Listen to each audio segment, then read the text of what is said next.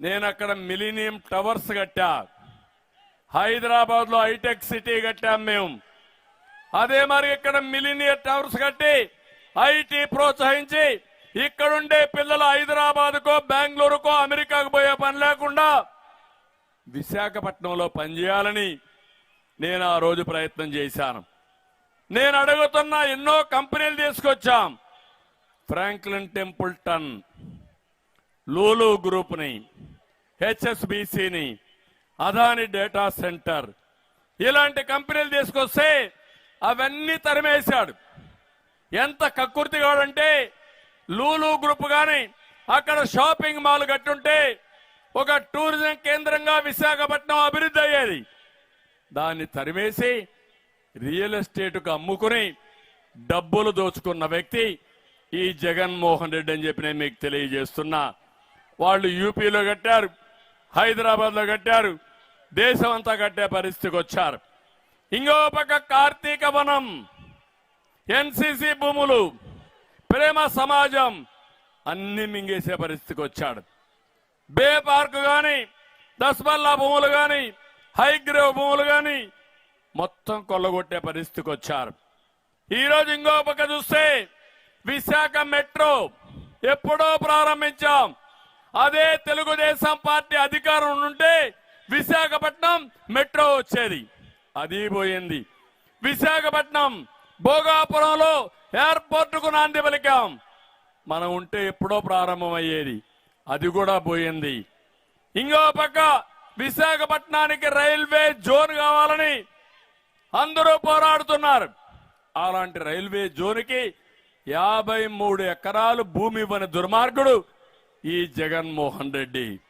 ఇంకో పక్క 53 ఎకరాలు భూమి ఇచ్చుంటే విశాఖపట్నం రైల్వే జోన్ వచ్చుంటే కొన్ని వందల మందికి మన పిల్లలకు ఉద్యోగాలు వచ్చేటివి, అది కూడా రాకుండా చేశాడు. విశాఖ ఉక్కు ఆంధ్రుల హక్కుని పోరాడారు, ప్రాణాలు త్యాగాలు చేశారు.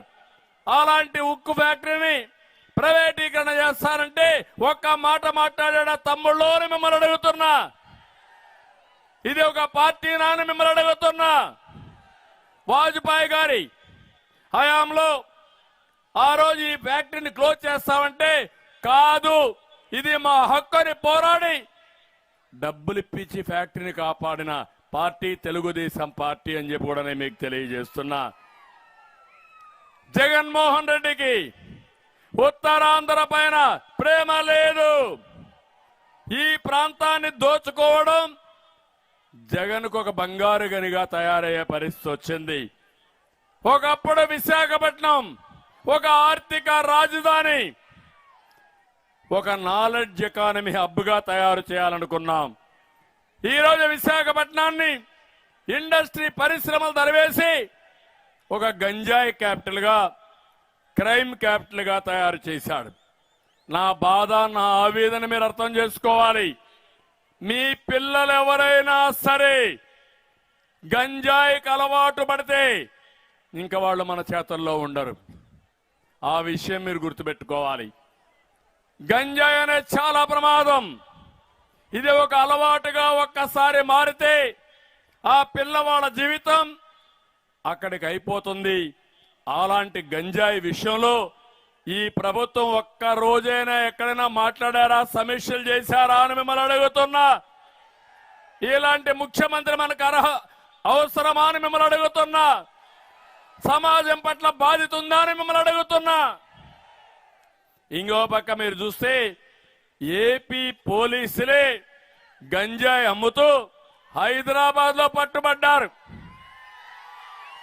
సిగ్గనిపించలేదా తమ్ముళ్ళో మీ అందరికీ?